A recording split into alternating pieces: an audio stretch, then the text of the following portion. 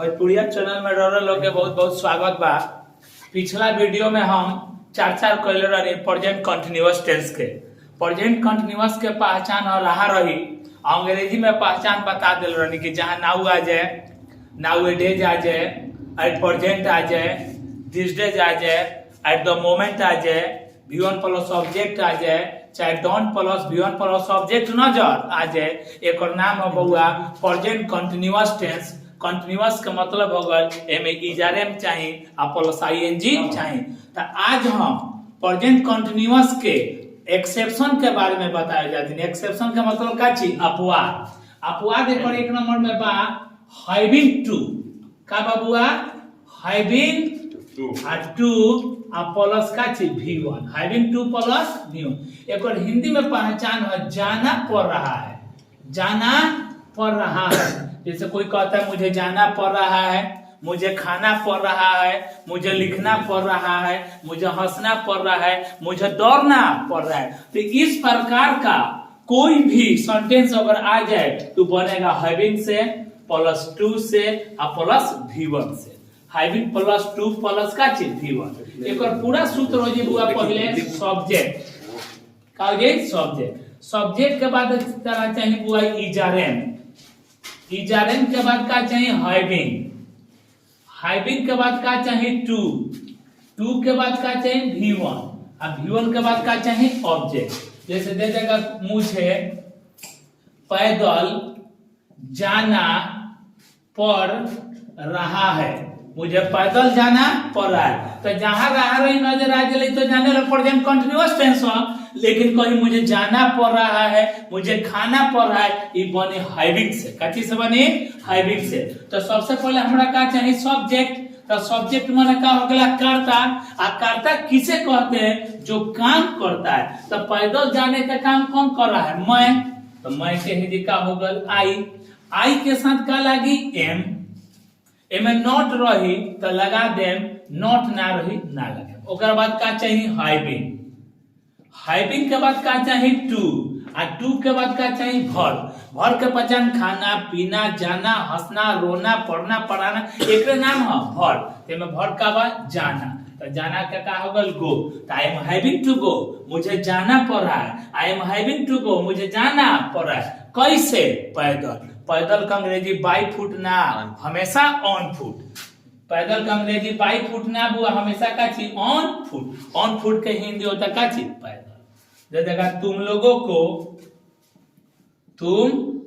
को यह काम करना नहीं पड़ रहा है। तुम लोगों को यह काम नहीं करना पड़ रहा है। तो तुम लोगों के का हो गल बुआ यू। यू के साथ का हो गल आर। नॉट बा हवा लगा दे जा का चीज नॉट। या नॉट तार मन करते लगा हो रही तो लगाइयो, ना रही तो नॉट लगाइयो। तो you are not having. Having के बाद का चाहिए टू। अब इनमें का चाहिए भर। खाना पीना जाना हंसना मरना रोना पढ़ना तो करना। तो करना के का होगल डू। तो you are not having to do, तुमको नहीं करना पड़ रहा है का चीज यह काम। तो यह के का होगल हुआ दिस, काम के का होगल वर्क। कोई दिक्कत? तो इस प्रकार का कोई भी सेंटेंस अगर जाना पड़ रहा है, खाना पड़ रहा है, लिखना पड़ रहा है, हंसना पड़ रहा है, वो बनी बुआ का जैसे हैविंग प्लस टू प्लस का चीज V1 से। हैविंग प्लस टू प्लस का चीज V1 से। इसी प्रकार का एक और सेंटेंस आता है, आपको हम दिखा रहे हैं।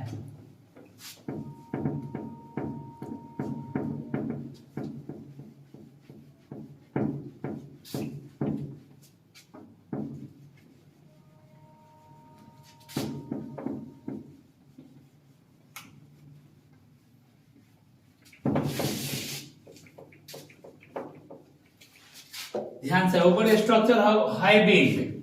आपको आज दो पर देख लो पहले। हैविंग प्लस टू और प्लस का चीज गेट। एक और हिंदी हो गया बुआ लिखवाना पड़ रहा है।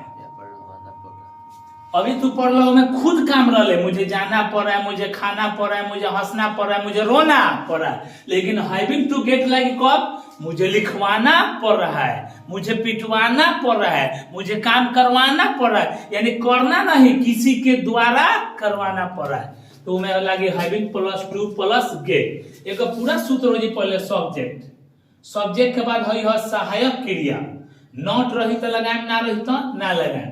ओकरा बाद का लगी हैविंग, हैविंग के बाद का लगी टू, टू के बाद में का लगी गेट, आ गेट के बाद याद रखिए में पहले का चाहिए ऑब्जेक्ट और लास्ट में का चाहिए भीतरी। कोई पूछी का है भीतरी, रहा रही बा तो मैं रहा रही बा, लेकिन काम कराओ तक किसी के द्वारा, मुझे यह काम करवाना पड़ रहा है, यानी किसी के द्वारा।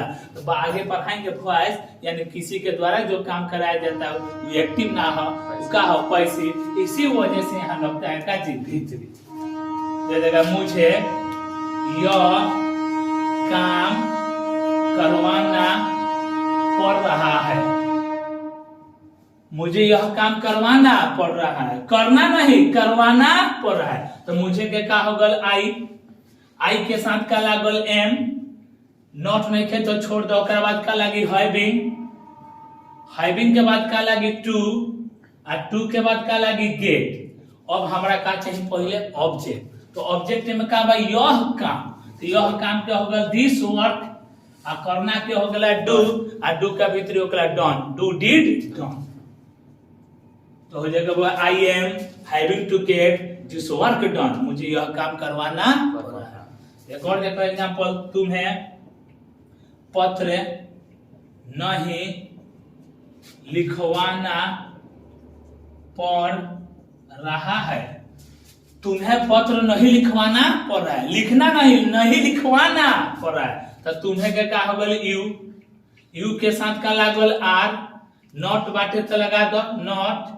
ओकरा बाद का लगी हैविंग, हैविंग के बाद का लगी टू, टू के बाद का लगी गेट। ओकरा बाद हमरा का चाहिए ऑब्जेक्ट। तो मैं ऑब्जेक्ट का बा पत्र, तो हो जी ए लेटर, लिखना का होगा राइट, और राइट का भीतर होगा राइट रोट रिटेन।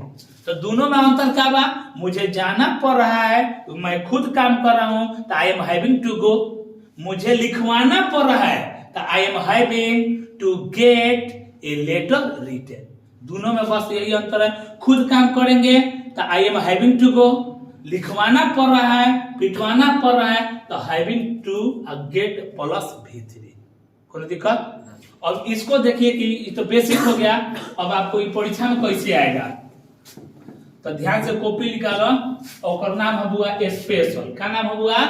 स्पेशल। हम बोलता नहीं, एक बारे में धीरे धीरे लिखो। यदि किसी वाक्य में, यदि किसी वाक्य में get, comma got, comma getting, comma gets, यदि किसी वाक्य में get, comma got, comma getting, comma gets का प्रयोग किया गया हो, तब हम उसके बाद भीतरी का प्रयोग करते हैं। तब हम उसके बाद भीतरी का प्रयोग करते हैं। क्यों? क्योंकि ऐसे वाक्य को हम कोजेटिव वर्ब कहते हैं। क्योंकि ऐसे वाक्य को हम कोजेटिव वर्ब कहते हैं।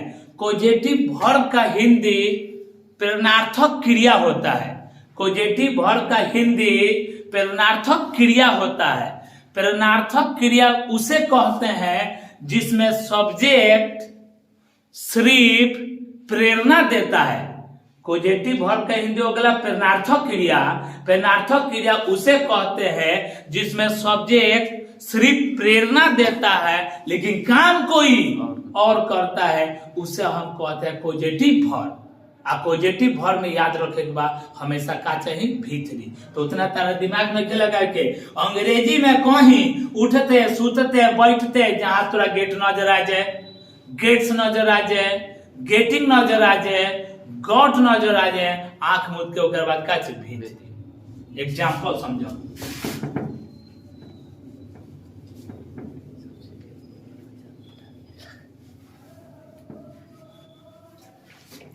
ध्यान से बुआ यदि I can uh get uh you uh beat, तो आई कैन के ए, गेट यू के बी, हेगरा के सी, चौथा नो एरर।